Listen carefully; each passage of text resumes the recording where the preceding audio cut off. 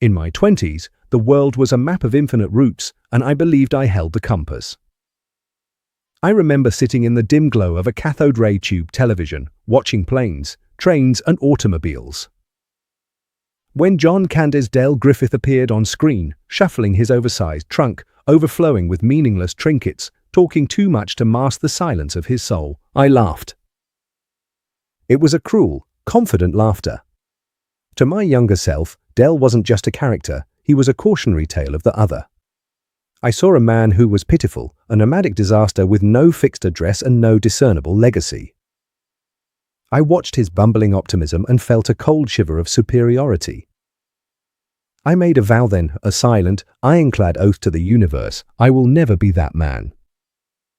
I will never be the one drifting through bus stations with nothing but a trunk of broken dreams and no one waiting for me at the end of the line. I looked at his lack of achievement, his lack of place, and his terrifying uncertainty, and I used it as a benchmark for everything I would surpass. I was terrified of his vacuum, yet I was certain my own momentum would carry me to a very different destination. The tragedy of a life lost isn't usually a single, catastrophic explosion. It is a slow, rhythmic leak. It is the sound of tomorrow being whispered every night for 30 years.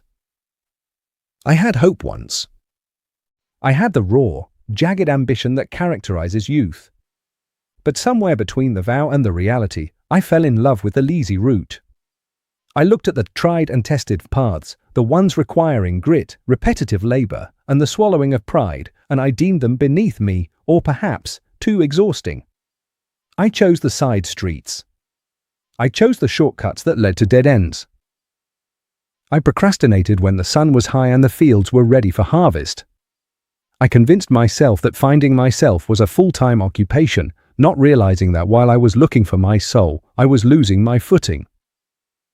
While others were building foundations, laying the bricks of career, family, and home, I was still sketching blueprints in the sand, waiting for the perfect moment to begin. Now, the laughter has curdled. I wake up and realize that the man in the mirror is the very ghost that haunted my 20-year-old dreams. I have become the itinerant soul. I have no achievements. There are no trophies on a mantle because there is no mantle. There are no projects finished, only 1,000 half-started ideas that withered from neglect.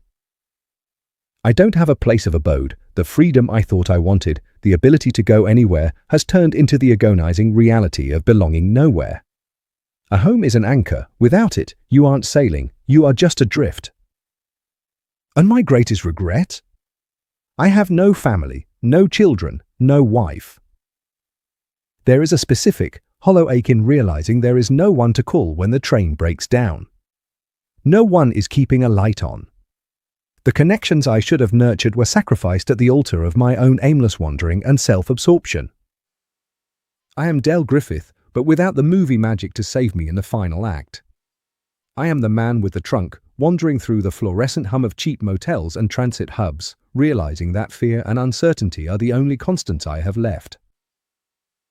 I lament the versions of me that died from lack of oxygen. I mourn the professional I could have been if I had stayed in the room when things got difficult.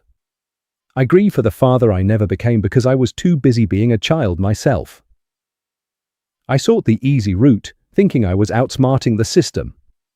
I thought the people working the 9 to 5, building their modest lives, were the average ones I wanted to avoid. I didn't realize that their averaged lives were built on a heroism of consistency, a heroism I lacked. I chose the path of least resistance, only to find it led to a place of total resistance, where every day is a struggle for basic dignity. The hope I once had wasn't a strategy, it was a delusion.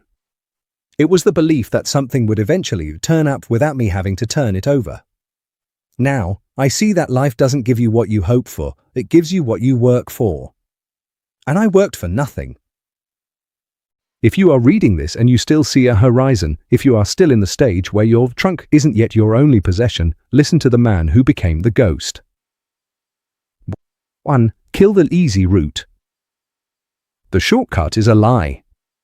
Anything of value or a stable home, a deep relationship, a respected career requires the tried and tested path of endurance. If it feels easy, you are likely walking downhill toward a valley you won't be able to climb out of. 2. Stop navigating by tomorrow. Procrastination is the most polite form of self-destruction. You don't realize you're ruining your life, you just think you're taking a break. You are not. You are atrophying. Do the hard thing today, because tomorrow is where dreams go to die. 3. Build your anchor now. Do not mistake transience for freedom. True freedom is having a place to return to and people who expect you to show up. Invest in your community, your family, and your craft. These are the only things that will hold you steady when the wind turns cold. 4. It is late, but not too late. To those who feel they have already become the drifter, there is still a sliver of light. The rescue begins the moment you stop running from the truth. You rescue your life by picking up the smallest possible responsibility and carrying it to the finish line. Then you find a bigger one.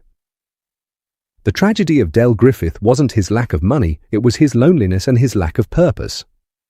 You can still find a purpose. You can still find a home in the service of others. Do not let the credits roll on your life while you are still standing in the cold, clutching a trunk of regrets. Turn around. Start walking back toward the light. Before the winter sets in for good,